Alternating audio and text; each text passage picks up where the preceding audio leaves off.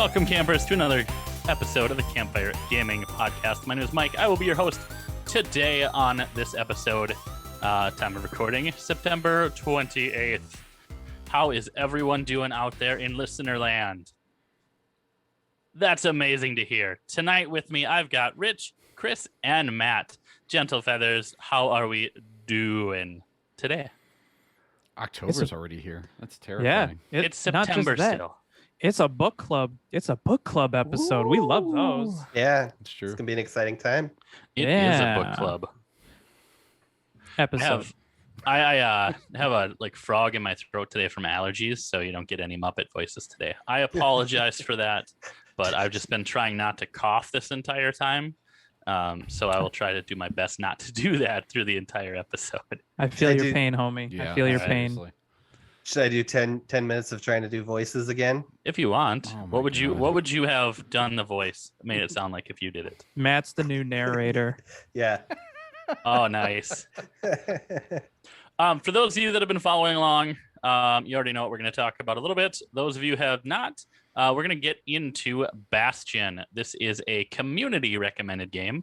So if you are interested in recommending a game for our book club episodes, join us on our Discord. You can get a link there at campfiregamingpodcast.com, as well as you can see all of our other social links such as Twitter, Instagram, and such. So campfiregamingpodcast.com. Jump in Discord, join the conversation, and, make some suggestions. Maybe we'll play something we've never played. I mean, a lot of these we haven't played, but that's what it is. Especially if you have some Christmas games, because I feel like we're kind of still trying to figure out December a little bit. I know we don't have November yet, but I'm struggling on that one. Some winter seasonal games. I told you, was it Batman Arkham Origins or Dead Rising 4? I'll take place around Christmas. A holiday game, like it comes out during the holidays, or like a Christmas game, or like Santa just lost his crap and is now like gunning down the North Pole. I'm worried about saying yes to that one. I mean, I would play that. There is is it a first-person shooter? Because that sounds great. There is the visceral cleanup. I think it's Santa's Rampage. Oh, there is. I forgot. That one's. I've actually played that. It's awesome. There's parts of elves everywhere. Oh, jeepers! There might be a certain nose in the stables. Yep. A red one. Yeah, we got it. That's a pretty dark. Guys, I'm talking about Rudolph. If you guys didn't figure it out by now. Oh, I thought you were talking about Santa's nose. See, I thought it was Mrs. Claus. Is he murdering people with a rake?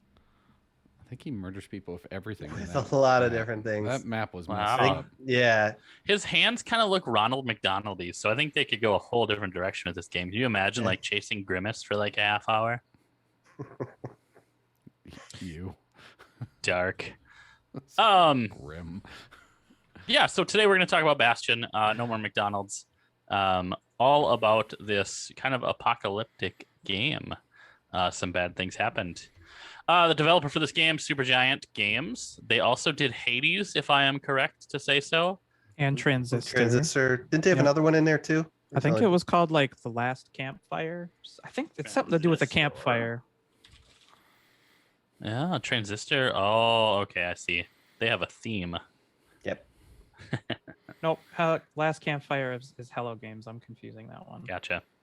You can pick up this game on a multitude of platforms: PC, the Xbox, PlayStation, Nintendo. It's even on the iOS and I believe Android. Where'd you guys play? I played it on PC, on Steam, keyboard and mouse. Clicky.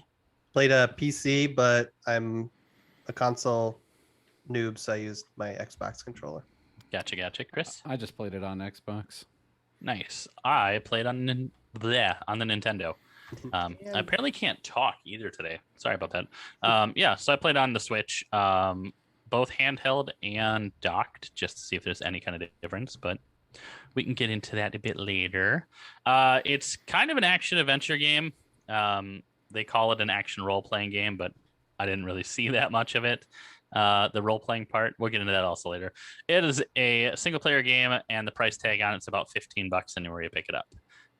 Chris, you want to give us a little bit of an overview of what the game kind of is and a little bit of the story? I mean, you can give us like a cliff notes of the story. Oh, it's. I mean, I think the game gave us cliff notes of the I story, was but gonna say, like, we'll get into it. my actual memory of the story was so vague because, like, the only thing I remembered distinctly before we started discussing it was the calamity happened, and you're on, I guess, Bastion, the actual, like, the last piece of land that's safe, basically floating in the sky. You play the kid, and the whole time you're roaming, everything you do is narrated, which is weird. It took me a lot to get kind of comfortable with the idea that it's it's just weird. But as someone who has voices in his head, to actually have a voice in your head in a game is super distracting.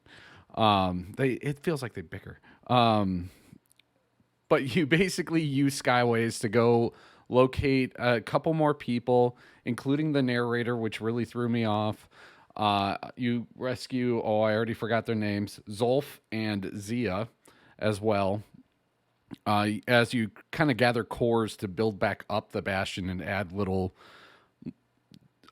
base buildings, I guess, to improve your weapons and abilities and whatnot. Eventually, it turns out what Zolf was bad and betrayed you, more or less. Or just was bad. See, this is where I kind of got I don't confused think he by was some of that. bad. I think he just there seemed to be like factions. Like there was a group, and he was part of that group that kind of helped the calamity along, and thought it was for the better. So I don't think he was necessarily bad. I think it was more like, is Thanos a bad guy? Yeah. Yes. Disagree.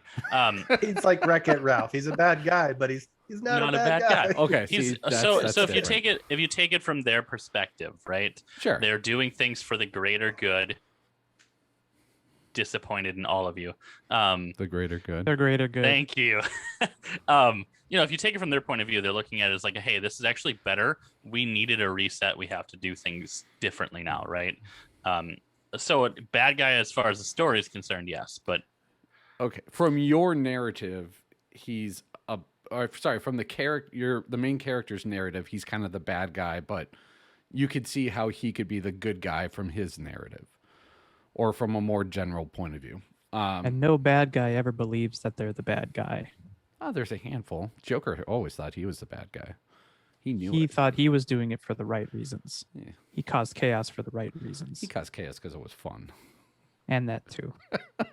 Anyways, Bastion kind of gets blown up. You go collect a different set of cores or whatever, or shards to By the build way, it there's back gonna up. be spoilers in this if you didn't catch that already. Oh no! the game is spoiled. Whoops, Yep. ruined it. Just wanted to toss that in there a little late, but I mean, I'm going to be honest. You're not really going to... I guess some people probably play this for the storyline, but... this game's like It's 12 years old. So. Yeah, and it's super light on the story. It's more about the gameplay. I think still one of my favorite moments is when you get into a fight with... what was his name? And you basically have a choice of whether or not to... oh my god. Zolf. It was Zolf, wasn't it? Mm-hmm. And you basically have a choice of whether or not to actually fight him or once to... You can either carry him off or That's you can what it leave was. him there to rot. But you don't actually fight Zolf. You No. don't. You don't fight Zolf. I'm gonna throw this out here. Like, as far as the story is concerned, I was a little lost once I beat the game too. Yep. I actually had to go watch a video and read a little bit up on See, the story to understand what went on. That would have been smarter. Yeah, it's Yeah, but that's kind of a bummer. Yeah, a And little bit. I think you shouldn't have to go yeah. look it up to find out, what actually happened. I mean, unless they left you on a cliffhanger, there's going to be a sequel, something like that. But this was just so weird and didn't seem like it was driving to anything. And all of a sudden, huge decision at the end of like, which way do you go and why? And What does it even do? Mhm. I think some of the issue, at least for me, was one, I thought the narrator was awesome. I don't know, that just kind of added to the game from my perspective. The downside, I think, is there's a lot of times where there's a lot of the story is given to you as you're in the middle of like fighting, and I think Right. that's where I lost So a then lot you- of the key points. Right. And then you kind of tune it out because you're like, okay, yeah, I'm focused I'm on killing stuff focusing. at the Yeah, moment. so So try telling me not- things isn't helpful. So Yeah. I think that's its only problem. I love the idea of the narrator, and it just a unique voice and a unique way to kind of tell the story. Which, by the way, the narrator is the first character you meet in the game named Rux. Rux. Or the stranger before you find his name. So yeah, and he kind of hangs out in Bastion for most of the game. But Yeah. And I felt that, I mean, to go along with your guys' point, I felt that too. Mhm. I felt like by the end of the game, I was like, okay, I'm trying to recall all the things that happened, but then like I was like getting names and things like that wrong. I didn't quite get a grasp on it. I think a contributing factor to that is that the game is so short, Mhm. and so it kind of tries to pack a whole bunch of story in like a tiny time frame, and so it just kind of like gets lost under a lot of the gameplay that you're, you know, while you're playing those segments where it's like high action and you're getting story delivered as you're trying to like, especially during they delivered a lot of story towards the end of the game in the last like couple of sections of the game, and by that time you're like fighting a whole ton of stuff and it gets really chaotic, and you know, you're kind of just, at least for me, I was just kind of lost. And like by the end of the game I was still questioning. I was like, okay, so why did the calamity happen again? I was Right. like, I don't remember what they said to go along with that. All I remember is that Zulf was part of it, and like, yeah, the idea was that you had was it Caelondia, right? That was the city.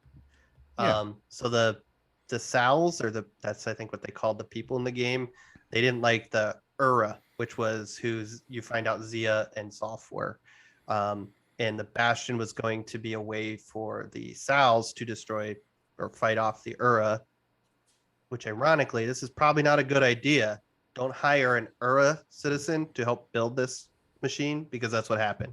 He basically sabotaged it. So when the Sals decided to use it, the calamity happened.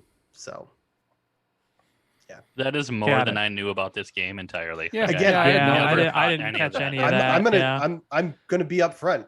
I know this because The 2 video. hours You ago cheated? I looked it up and watched a video. Just reading the strategy guide Again, yeah. Well, I was honestly curious about the story. I thought it was kind of a cool world, and the little bits I picked up.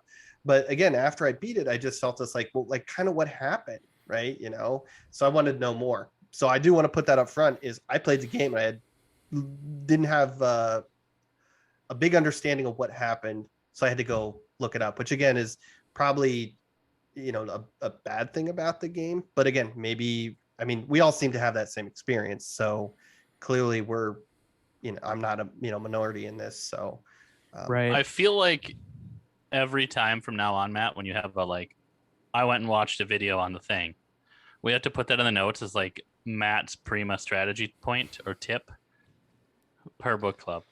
Yep. I think it's something we got to start adding to the notes. His name is actually Matt Prima. sorry for wanting to know more. I No, did it's- this all no, after I beat it's the fair. game. No, I that's wish- fair. I mean, it's good didn't- someone on this podcast does. Yeah, I didn't bother going to look it up. No. I Yeah, thought about doing it. I was just like, you know what? I Yeah. don't know that I want to. Like, I know what happened at the end. I know what I chose. But as far as like what happened before that, it really didn't feel like it mattered. None of it. If you try and tie the story to the gameplay, none of it seemed to matter. The only thing is all this crap happened. Now you're just trying to fix the Bastion, and you get a decision, right? Mhm. So let me pose a question then. Do you guys feel as though the story element to this game is a bit shoehorned? That the developers probably focused a lot more on the gameplay and building like the mechanics of the game, and then they're just kind of like, all right, well, let's just push some story in here to kind of make it into a narrative. Was this Supergiant's first game? I believe Mhm. so, yes. Okay. Maybe. I don't feel it was shoehorned in. Again, I think the telling the story via the narrator needed to be refined so that you didn't have what happened with us, where we kind of finished it up and we're not sure what went on. You know, weren't clear of the story that was told, or some of the underlying themes in it, and why those decisions at the end actually mattered. I came to the end, especially the Zolf one. I came to the end, I was like, why? And who cares? Which, by the way, as far as that decision, I saved him. Mm-hmm. Same so here. It was a cool moment being able to just carry him. Mm-hmm. And watch the general kill his own person when they shot at me. That was awesome. I left that guy to die in the dirt. Yeah. I said, screw that, man. You won't betray me twice. How was your exit for that? Because if you saved him, you basically like carry him out and they shoot you until a certain point. Like I was like, heal, no, walk faster, you stupid kid. And at some point they just stop shooting you, right? And you carry him through. Do you have to fight your way out? Yeah, I did. Okay. Yeah, I just went. How was that? Oh, it was easy. I just went and murdered everything, and I was like, cool. All right, well, I guess that's the end of the game. I'm a real Caelondia soldier. You know what I mean? Yep. I'm a marshal. That's fair. That makes more sense now, like who he was and why he was on the wall and things like that, because I remember some of those little bits. Did you guys do any of the secondary quests, like the skill building for the weapons? I think no, I didn't The bother. proving grounds. I didn't, Yeah. but I did take a big whiff of the hookah pipe. Oh yeah, I did Yep, that. I did do that too. Me too. Yeah. I completed one of those. I think there was 3 or 4 of those type challenges in the game. As far as your proving ground question, I did a majority of them, just like tried it once, because it was real easy to get the bronze level, which, by the way, just kind of explanation of the proving grounds. There's multiple weapons in this game. We can get into a lot of those. There's a lot of them. Yeah. And each one had a proving ground. And I believe you could earn a gold, silver, or bronze rank on it, depending on whatever the challenge was. Like your shield, it was blocking things and not getting hit. What was the really big, the cool bow? The Breaker's bow was to, in 4 shots or less, destroy all the targets, things like that, and you would unlock each level or each reward. And those were, some of them were lore. So, I mean, that's probably where some of the story was at. Most of them were upgrade parts for your weapons. So I found them fun. I did complete all 3 challenges for the weapons I used the most, which was like 3 or 4. And the only time I didn't play them was the last 2 or 3 weapons, where it was just at that point, it's like, I'm not using these. I'm not going to go try to unlock anything.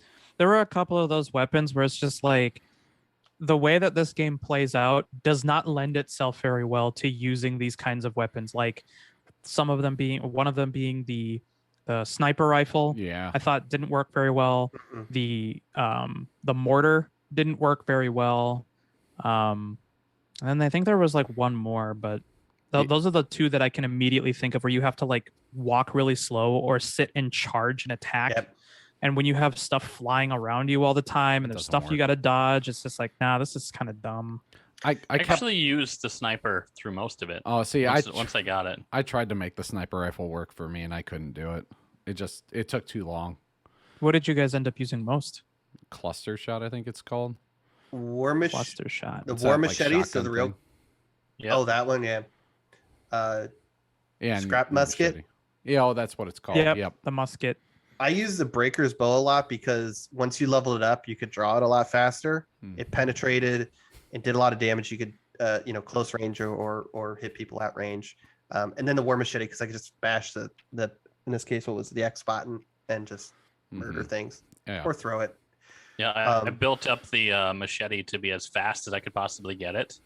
And then I used the sniper rifle. And if you're good at Dark Souls, that thing is just a badass weapon, because if you can get out of the way quick enough, charge, in the right spots and shoot. I was just murking everything.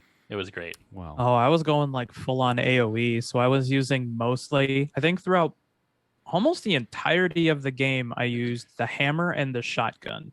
And so I would try and do like a hammer swing, or I'd hit it with a shotgun, try and get a couple hammer swings in between shotgun reloads, and then try and keep alternating between those 2.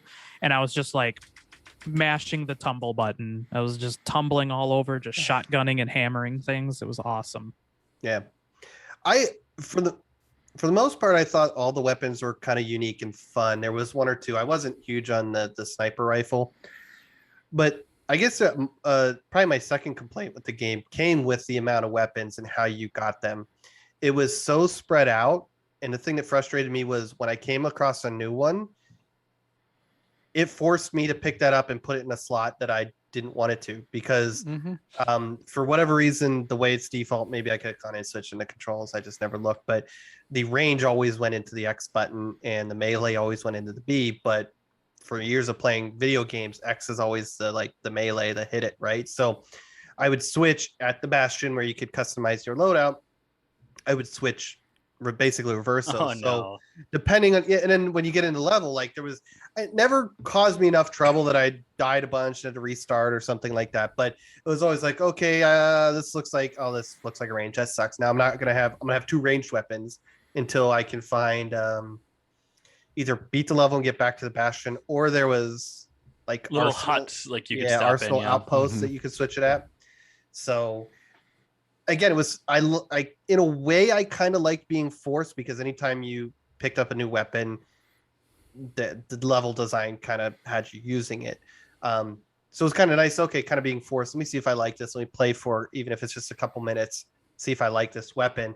And that's how I switched up a few of the weapons. And there were parts of the game where I used other weapons, but the fact that they just forced it into a point and made it hard for you to just kind of swap it out, again, minor knock, but it definitely got frustrating, especially since there's 11 weapons in the game. So like basically the first like 11 levels that happens to you. And there's not a weapon in every level either. It'll be like one weapon, skip a level, maybe a weapon, skip 2 levels, a weapon. Yeah, they didn't deliver. It like basically went out through, like, I think by the end of the game, I think you get the mortar like the second to last level or something like that. Yeah. So you don't really have a lot of time to actually use it. Or the rocket launcher too. You get the rocket launcher at like the very, very end of the game. Yeah. The thing but that you I don't did really like, keep that, right? Like that one was just a throwaway. Like it No, wasn't really part of your arsenal. No, you get to keep it. that's the The battering ram you don't get to keep. Yeah, the battering ram you don't keep. Yeah. Okay, that's what I'm thinking of. Yep. But yeah, so I mean, the thing that was kind of, at least what I can kind of throw them a bone on that one, because at least when they did introduce a new weapon, they actually did have an arsenal shop that was usually close by. Yep. So if you wanted to swap it out, you could. But yeah, it's kind of annoying that they would just force you to use it. I mean, that's a really hard thing to do. You introduce a new weapon to the game, so it's like, okay, do we force the new player to use it? Do we say it's unlocked, you got to go back to the Bastion though to go get it, and you have to like start this level over? Or I don't really know how you would deliver that. I guess really the complaint isn't that they force you to use it. I didn't mind that. It was just a minor thing of, let me swap my weapons, put it art like I'm like, okay, I will use this because I want to try it out. These weapons, some of them are unique and pretty cool. So I was like, okay, I'll play for the rest of the level with this, but let me swap what buttons they're on, right? Let me actually replace my range one with the range weapon I'm picking up type situation. But and again, it's very minor. I wouldn't knock the game too much for it. It was just kind of like frustrating in the moment, like, okay, whatever, I'll live till I get to a arsenal hut or whatever. I think this is just more of designed how you're supposed to play the game, but it was also odd, that you're getting up to like the last level or second to last level and you still haven't gotten all the weapons in the game. Right. But I also believe the reason they do that is because the game is designed around replayability. Yes. Nothing more than in the little challenge areas. I think there was 3 or 4 of them. We only played the hookah pipe one, whatever that one was called. But they even have, what's the name of the building? The shrine. The shrines, where you get different idols to activate, melee attacks. Hard mode. Yeah, right. Basically make it harder on yourself. They're skulls. Like they're skulls whatever. from Halo. Yeah. Yeah. So this is even with those, like to your point about the game is based on like replayability.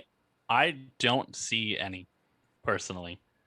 Same. Just how repetitive this game was, and I think it led to better games, right? I think Hades is an example of, you use Bastion to kind of build up what you're thinking, and you start incorporating more of that into your newer games, right?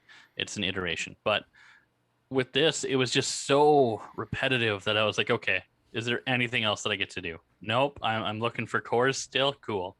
The final core. Oh, now I'm looking for a shard. Got it. You're looking for a smaller core. Another like 10 levels of just doing that. Like it just. Yeah. I wouldn't say though that I ever got bored, but I definitely don't see myself going back and replaying or doing again outside of just trying the one. Again, I walked up to Hookah. I was like, "What the hell is this?" I hit X, and bam! I was stoned, and then I was fighting monsters in a little arena. It was a good way to get the what were the collectibles called? That you spent. What were those called? The currency in there. Yeah, I don't remember what it was. Apparently I didn't write that down. Are they like fragments or something like that? That's something like that. Yeah. I do think that was the best part of the game. That is the only point where I got story. That is the best combat that I saw, except for at the end of the game, right before you go save what's his nuts. But it was a good fight in that little square, and they kept adding more challenges, made it more fun as you're going. It's still the same enemies you've been fighting, but now it's in an enclosed space. You can't really run away. You've got to fight it out, and you're in there with whatever gear you came with, and you learned about the kid. You got to understand what happened to him. You got to understand who he was, what he was doing, the sadness behind his tale. It was. It's a very depressing story. Yeah, and I'm assuming the other 3 arenas had similar stories, but again, like we also said with the Proving Grounds, there was lore in there, which again, that's more story that's kind of hidden behind replaying or doing these extra challenges.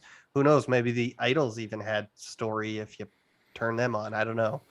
Yeah, I'm not sure. There was on one, but I don't think remember I didn't turn anything attached to it. And there were bits of story too with the items that you picked up that you could turn in for upgrades and things like that. You get a little thought from each of the characters about that item, and they give you a little more insight into what happened and the things going on. And that's a neat way to tell the story, but I think that shouldn't have been the way to tell all of the story. This felt a little like the cards of destiny. You had to go collect 5,000 cards to piece together kind of a semblance of a story. There was so much you have to collect it all to get the whole picture, and that kind of frustrated me.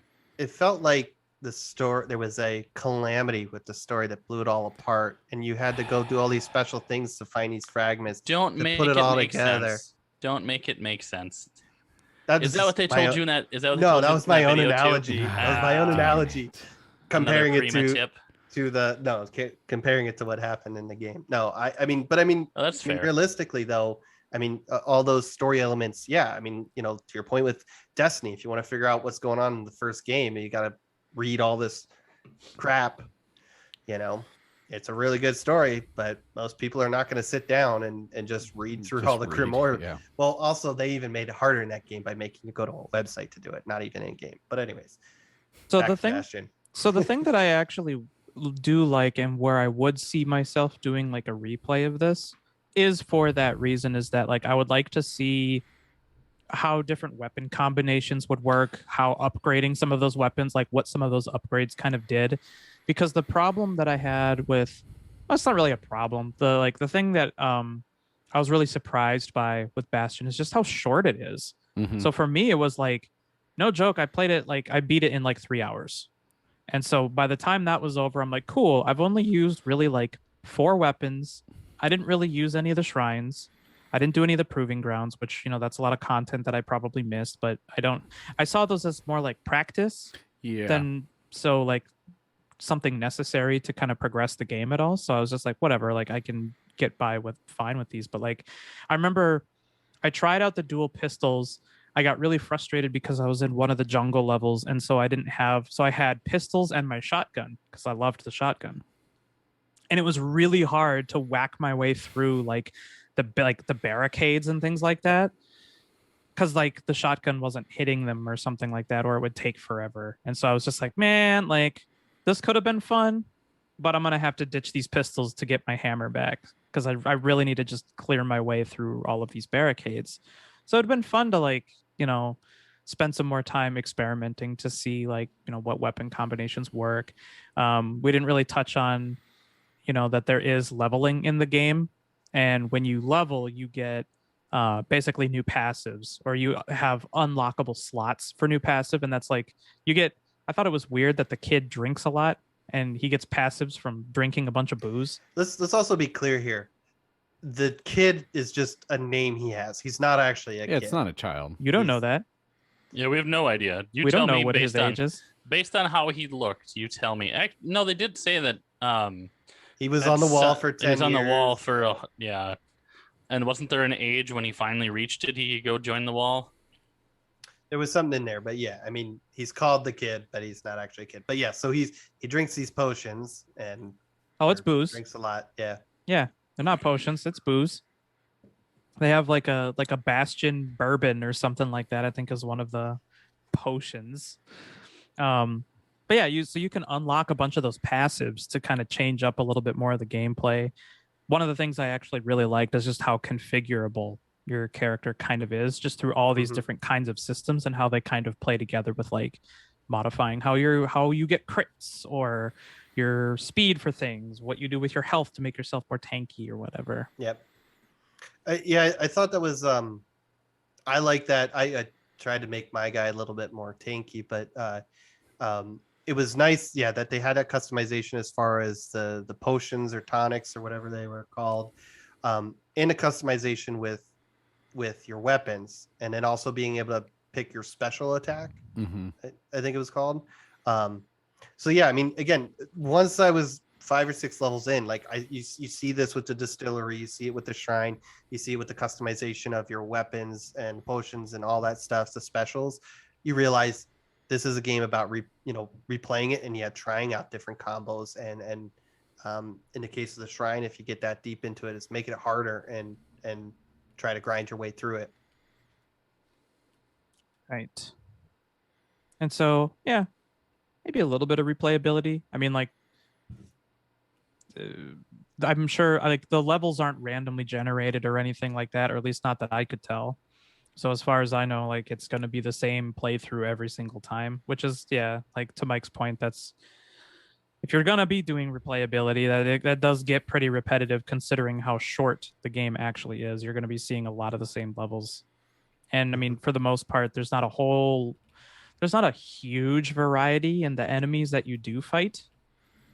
We end up fighting an enormous amount of like that is one thing I love is the names of the enemies are really, really good. Like I love fighting things like windbags and gas somethings and like gas fellows and yeah. No, I thought that was cool. There was a good variety of enemies and environments. And I guess if we're talking about levels and environments, the two things I thought stood out in this game though were how the levels built themselves around you, and then the art. Like I'm not an art guy. I don't know if anybody can describe what kind of that is, but it was fantastic. So it was really pretty. I did like the way it looked. None of us are art people because we have no way to describe what type of art it is. But but it's kind of like I'm just trying to look at it again here. It's kind of like a hand-drawn, cel-shaded look to it. The character's a little chibi, but not quite. Yeah, it looks pretty hand-drawn, cartoony hand-drawn. Or almost like painted. Yeah. Like a watercolor look. It is, yeah. It is said it's designed to look hand-painted. There we go. It was really cool, and I liked. There's no maps. There's no go this way arrow or lightning bugs or anything weird like that, right? The kind I felt the kind of the way they kind of pulled you through the level. They're all very linear, right? There's not like some big exploration part to it, but the paths all kind of assemble out of, I guess, thin air. And they kind of build up as you get close to, I don't know, the edge of the map. If you're near a place that is going to expand and provide you a path to walk through, platforms or whatever the art is in level, dirt, whatever, kind of comes up and materializes, and you build the level as you go. Which is also funny because you also destroy everything as you go. Maybe not the actual platforms that you walk on, but the world itself. Now, Which did you do guys? you guys? Oh, go ahead. I was just gonna say, as far as, did you guys get the impression that when you more story stuff here, that when you take a shard or a crystal, like the world is destroyed? Because that, I thought they said those crystals kind of helped hold the world together. I don't. This was not in. This was not in my reading. This was not in my reading. So they talked about having a lot of energy in them, but I don't know exactly what they did. Because you're collecting them to use the Bastion to build the world back. Yeah, but I thought the Rux guy at the start was saying, like, basically you're going through destroying everything, but it's kind of like for the greater good. Greater good.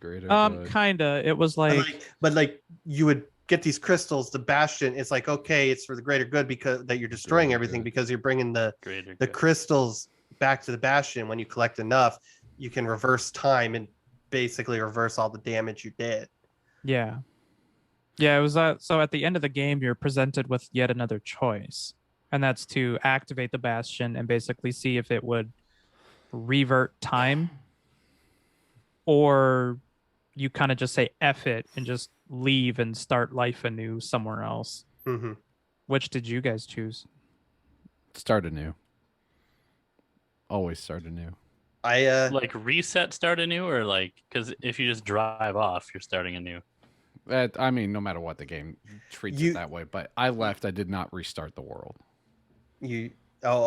So I think it was the evacuate, right? Sure. Was it? Yes. Anyways, it was either restart or evacuate. Then evacuate is what I did. You said you're not going to try to go back pre-calamity and see if you can stop it and correct all this damage. You have to move forward in life. That's what I did too. I was like, this doesn't feel right to activate. I activated that. I pushed the big red button. I said, let's go back in time and stop these assholes from ruining everything. But there was no guarantee it was going to work. Mm-hmm. And you would put everybody through that suffering again. Well, there are no guarantees in life. Yeah. The only thing that's guaranteed are death and taxes. I feel like if you just say F it and drive away, like evacuate, then it's guaranteed that it's not going to work. Like, it's not like the world's not going to reset. I feel like that's your guaranteed answer. Mm-hmm. I'm assuming for the story's sake, since we've talked about how you're supposed to replay it a lot, I assume the real ending is where you canonical ending is where you restart from pre-calamity. I think that's kind of funny that you say that, because like the three of us have kind of said, well, maybe I haven't really got Chris's opinion here, but I know you and I were like, yeah, we probably won't replay it. But Rich was like, well, there's some things that could make me replay. Like, I'm thinking about this. And if that's the case, and if Chris is on board with not replaying it, then that ties. See, that ties into the endings too, right? Like the whole like it ties very intriguing. It ties into the endings we chose, right? I was like, I don't want to go back and try to correct the wrongs that were done. Let's move forward and learn from the past. And I don't want to play this game anymore. I just thought about it like this. I was like, look, the kid has already been through some shit. Is he gonna remember it if he hits the reset and go through all this again and have to lose like his mom or wife, whatever it was, and go back through all those issues? Or finally he's got some, he has purpose. Mm-hmm. He's going to collect cores. He's going to like move on and survive in this new world. And he's got like a new family, like he's got new friends, and that's really all they have. So I looked at it as more of the like, this is the morally correct thing to do for the kid versus like the whole rest of the world. Like, I played that thought as, what would I do where I'm at?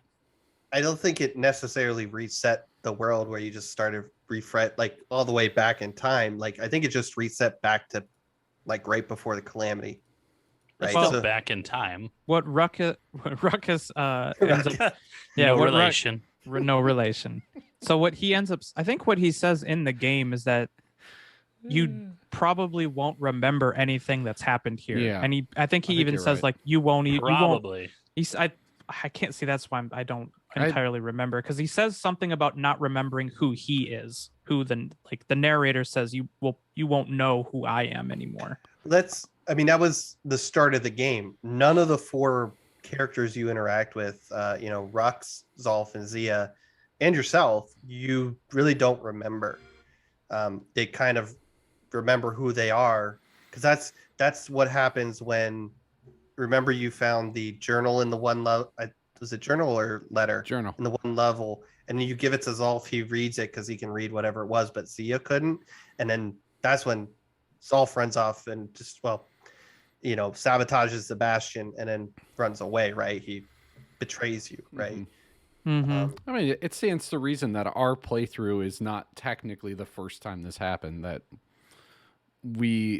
hypothetically it's already been done over again and again and again. Could be one of those endless loop scenarios. And saying that they won't remember, they said the same thing about Mars, and he remembered.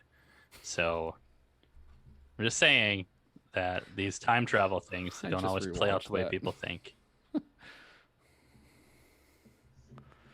I'm just thinking Total Recall where he didn't. Yep, that's remember. that's That's what I was okay. going That's with. Total Okay. Recall. Okay, I wasn't. Get your It's been ass to a while. Mars. It's been a while since I've watched that.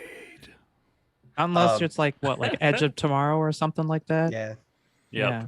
Tom Cruise gotta says watch that. differently. He remembers everything when he travels back in I time. haven't watched that yet. Well, right. So but does Colt Quaid in ended up. Deathloop. Yeah. Yep.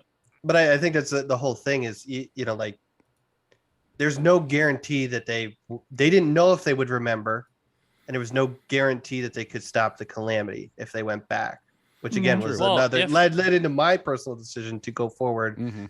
and not Yeah, if reactivate the Bastion. If you can't remember, you don't know to go stop it. Yeah. Like you're signing up for more punishment. Like it's just well, we might forget about this thing, but there's a chance. There's a chance we don't forget. We can fix There's this. a chance you could remember. Yeah. That's why I think he said like you probably won't remember or something like that. Mhm. Well, you can't really. But I think it's worth a try. You repair your relationship with what's that other nation? Earl, something like that. But then there's the moral Thanks. decision in the story. Again, me reading after the fact. Mhm. This isn't something I understood playing the game, where you find out that the Bastion was going to be used to destroy the Earth civilization. So what if you go back and you stop the calamity from happening and destroying Caelondia? Remember, because that's what happens with the calamity, and you stop it, and then they actually use it, and you destroy the whole other civilization, the So You're there's that basically choosing between an extinction event and genocide. Like which one? Yeah, that's. Oh, Well, God, again, the that is so calamity- grim. The That's so calamity true. did. But you could stop the Hurt whole both. thing. You repair the relationship with the nation that's really scorned by Caelondia or whatever it's called. Are you gonna do that from the wall? Hey didn't- guys, You didn't could. let's just stop fighting. Yeah. Didn't whenever you gave Ruckus, I want to call him Ruckus. When you give No Rux relation. back one of the pieces, doesn't he say about potentially with the Bastion they could go back and build, because they talked about building the walls of Caelondia. I keep saying so. I can't say names tonight. Caelondia, and build them back higher to kind of safeguard them from the Earth. I don't know. Yeah. Too much of this. Ruckus is there just to try and get you to go back and create the genocides that his group survived. Well, Probably what it spoiler was.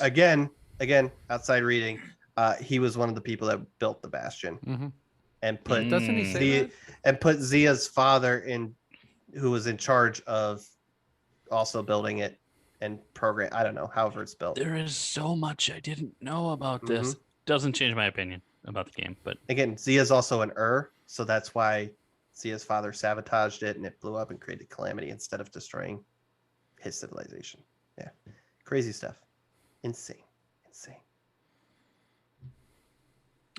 just reading your Caelondia note. Funny. But yeah, I think that's it. I don't know. We didn't So- talk Anything about- else? We What did didn't we talk miss? about one other thing. What? So again, I've as much as I have minor complaints, and I don't think there's, at least for me personally, there's a lot of replayability in here. I absolutely love, as I said, the narrator. I love the art, in the level design as far as how it was kind of built around you as you moved. I thought that was a unique way of building the level. The soundtrack was very it was good. really good, Very Yeah. good. And I liked how the one level where you meet Zia, I liked how like essentially she was like in the middle of the level, and her singing, which was one of the songs in the soundtrack too that repeated itself through the game. Like you kind of used her singing to guide you and find your way through the level. Kind of direct you in which, because you were trying to follow the voice, right? Yeah. But I the soundtrack was great. There was one song, I don't remember, I should pull up the name of it. There was one song though that every time it came on, I couldn't stop thinking of two things. One, the first 10 seconds literally sounded like an audio sting from Firefly, I swear. And then the rest of the song sounded like it was pulled right out of Borderlands. But great soundtrack. I loved it. It's a very good soundtrack. Mm-hmm. Yeah, like you might not get a lot of replayability out of it, but I definitely think that this is probably one of those games that's like I can see going back and revisiting it every like couple of years, because it's so short and it's just kind of like, man, like I don't really feel like playing anything. You know what? I haven't played Bastion in a hot minute. I kind of want to go play that and just mess around with that for a while. Like that's a game that you could probably come back and revisit from time to time. And what's great about it too is, I guess, assuming you have your save or cloud save on, to your point, Rich, is maybe I don't want to go back and replay it now, whatever. But yeah, maybe in 3, 5, 10 years ago, I want to play that again. I still have my save. I can do new game plus and literally start with everything and go, okay, I actually want to use these weapons from the start or mix it up. I can level up because, again, I think adding to the design around replayability, I only got to level, I think, 5 out of 10. I'm guessing there was only 10 levels based on how many slots you could open in this distillery. So it's like, oh, you could continue. And then there was challenges in one of the other buildings. I don't know if you guys saw that. It was, what's the other building called here? I have it written somewhere. Memorial. There were challenges in there for each weapon and certain things in the game world. So, they're almost like mini achievements almost. Mm-hmm. Yeah. So it's a way to, like, yeah, if you do go back and replay it and you are lucky enough to have that cloud save or it's still installed on your computer 3, 5, 10 years later, you can just basically pick up where you left off with and just continue upgrading and experimenting and maybe throw a shrine on or two or buy those last few potions from the Lost and Found store, things like that. So if there's nothing else, recommend it. Do you? Absolutely. Do you not? Absolutely recommend it. I thought it was overall it was a very good game. And the stuff that we've been kind of like, the stuff that, at least that I've been kind of bringing up as kind of like negatives, pretty nitpicky stuff. Exactly. Like this is that, like, I can see why this game was recommended by our community, because it truly is just, it's kind of one of those like nice little gems, it's, I feel like it'll probably be similar to like a Journey or something like that, like just a nice little game that you probably should play. Agreed. I as I said, I just love the art, the soundtrack, level design, the narrator. It was a fun experience. To Rich's point, the few things I have complaints about are just minor. It's like I wouldn't not buy this game just because of my little nitpicks. I'd even say it's worth, since it's basically $15 everywhere. Go pick it up for 15, or we're getting into the holidays. Keep an eye out on, go on like sale. Steam sales, Xbox, PlayStation, Nintendo sales. It's a great game. Go play it. Mm-hmm.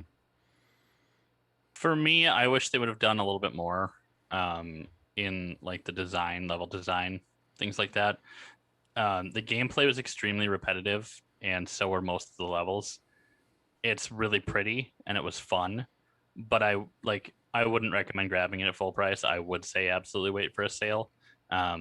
It's not something that I would be like, hey, you gotta play this game. So For me, the one thing that probably saves it, because realistically, it's not really a style of game I enjoy playing or play all that often at all, but it's really cool to play it having played Hades and see the genesis of a lot of the ideas that Hades has in it. So that from that kind of like more historical point of view, it's kind of neat and cool to play. But yeah, I'd probably wait for a sale. Yeah, I think Hades is on our list of, book club games to try and get into. I know Dan's been really big into that too. So I mean, it's on it'll Game be Pass, so it'll be interesting to see those changes for the rest of us too. And for those of you that have played Hades, go back and hit Bastion up. See where it kind of birthed from. That'd be cool. just watch where you walk, because god damn it, the amount of times I accidentally walked off the world because I just missed this tiny little gap I didn't see. Let me throw like the smallest nitpick out there. What was the level? There was one of those early levels where the world is actually falling apart and little parts of it. Yep. I did fall through one of the holes, and it put me on a platform where I couldn't roll anywhere but off. So I used one of those like you die and retry things or whatever, right? So I was like, I don't know what to do. I guess I'll just keep rolling off this thing. And then it's like, okay, you're dead. Do you want to retry? I'm like, yep. And luckily it put me back in the middle of the path. But I was like, yeah, my luck just to get stuck on the platform where there's nowhere to go. Can't roll anywhere to get anywhere. One last question for you guys. Did you guys use the shield a lot? Yes. Yeah. Oh yeah. I think that might have been my number one weapon through the entire game. Now that I'm thinking about it, the amount of things the counter block, killed, hitting the counter. Yeah. Yeah, that was great. That was fun when the little plants that do the little machine gun thorns, and you sit and you got your shield up and it's just pew pew pew pew pew pew pew pew pew. Rich, we lost you. You hit your mute button. Yeah, when it I must have bumped my space bar. You got really excited about the pew pew pew pew pew. I did get really excited. I mean, I'm not gonna lie, I had a ton of fun playing this game. Like I beat it in 3 hours, but it didn't feel like 3 hours. Like I had a blast playing this. But then I really love like action RPGs and things like that. This was a ton of fun for me. I was gonna make a point. I agree with you, Chris, that actually is really interesting to kind of think of it. Like for an indie game that came out in 2010, it is really fun to go back to that and kind of see like where Supergiant, how they've kind of evolved over time. Right. Pyre, by the way, is the game that I was thinking of, not The Last Campfire. It's called Pyre. And that's what came in between Transistor and Hades. So you go back and you play, like even playing something like Transistor, you start to see like the progression of them as developers, like Transistor is so cool. Very good. I haven't played Pyre, and Hades has got like, phenomenal reviews. Everybody loves it. It's just, incredible game. Definitely knocked it out of the park with that one. So I don't know. Yeah, that's probably why I would recommend buying it. It's kind of one of those that's nice to have in the library. Agreed. I think I took about 7 hours to beat the game, but it's only because I restarted twice like 10 years ago, and that got about 2 hours clocked. No. And then I played it this year, and it took me about 5 hours. So, but again, I kind of experimented with some of those proving grounds and stuff. So again, if you're into doing a lot of that stuff for the challenge areas, I'm sure it'll extend time. If you're going for a completionist run, this game has definitely got the value for it. You're gonna be spending some time in it. So like what, 5 to 6 hours or so? Yep. Well, 6, maybe 10. No, to be honest, probably about 10 to get through everything. Yeah. I mean, if you want to do all the challenges, you proving grounds. By challenges, I mean like the monument or whatever I named that building that had all of them for each weapon and things like that. Level up to 10, upgrade all your weapons. Yeah. And that'll probably take a couple of playthroughs too to get leveled up that far. 7 hours with all the especially if you play with additional challenges and things like that. So on just my one playthrough, I only unlocked 6 of 22 achievements. So there's apparently plenty of content I didn't get around to. I think a lot of that was if I remember, I looked at the achievements, and a lot of those were designed around the shrine. Of course, completing they are, the game those with- jerks. Yeah, completed with this and completed with that. And yeah, But turn on your skulls. yep. Yeah, Get I'll your have to go lasso back. running. I am a completionist. Damn it, that's how they get you. Well, thanks everyone for joining us for another book club episode. We love doing these, and I think you guys like them too, based on our statistics in the episodes and stuff. Mhm. So keep an eye out for our next adventure. It's going to be Resident Evil Village. Thank you to everyone who voted for a game. We had a few games that kind of were like our spooky. This is going to be the Halloween game, but it turns out Resident Evil Village is going to line it up, and it's kind of where our We're real full book circle. clubs. Yep, we're coming right back to it. So It's Mhm. kind of exciting because we did Resident Evil 7 last year and started Ethan's journey, and now we get to Now we'll get to the end. continue it with Village. continue Ethan's journey. Will they explain how his hand got cut off and then now it's functional and back on there again? Super glue. Haven't you tried it? Yeah, right. Including bones and You just muscles and pour tendons. it's either like a potion you pour on it or it's a aerosol spray. It fixes everything. You haven't played enough Resident Evil to know that's how it Nope. works. Yeah, Yeah, he ate a couple of herbs and he's all Yeah. better now. He's all good. Added some red to green and Yeah. good to go. All Yep. set, man. Fun and- fact: I'll be getting all the Resident Evil this month because I also started personally Resident Evil Remastered. So I'm going Ooh, back you to should the stream that. start. You should stream that. I want to watch that. I want to watch your playthrough of that. Mhm. Yeah, it's probably gonna be terrible. Who cares? That's fine. No, those games are fun to watch people play through for their first time, just because it's like, yes, he didn't figure out like this cool puzzle bit, and then he didn't sit there watch you struggle on a puzzle for a while and just be like, well, maybe I'll drop a hint in the chat or something Right. like that. Oh Like, yeah. those games are so give fun wrong to watch. hints. Yep. I've only got maybe 45 minutes an hour into the game. Oddly enough, it's feeling a little bit like Resident Evil 7 with finding keys to open doors. Yeah, that's Yeah. a lot of what it things- is. Yeah. So The Resident Evil 7, that was one thing that I really loved about it, is that it did go back to kind of its Resident Evil-y roots. And the formula still holds, I think. Did you So- try going back out the front door? yeah, by the way, what is it? You get to pick Redcliffe or Redcliffe. Radcliffe. Red. I don't know. Oh my What's his God. name? Chris Redfield, Redfield. or Jill Redfield, yeah. Valentine. Yeah, did you Valentine. pick Chris or Jill?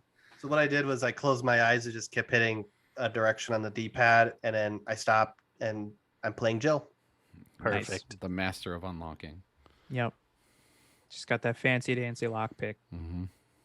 Yeah, all these locked doors and a lockpick, and she can't open them. Like Hey, those are fancy keys. Yep. A simple lockpick just won't do. Yeah. a sword, a symbol. Anyways, we could talk maybe more about my experience later. And you get to learn about the Jill sandwich. Like you'll get the Jill sandwich meme. Yep. Well, Oh, everybody, dear. thank you again. Check us out on our website, campfiregamingpodcast.com. Join us on, I was going to say Twitter, but Discord, so that we can continue our conversation about the game, because there is a channel just for talking about the book club game. From there, you can find our Twitter, our YouTube, etc., etc. With that, gentle feathers, I hope you have an excellent night. Thanks for playing games with me. And the rest of you, we'll see you next time around the campfire. Peace.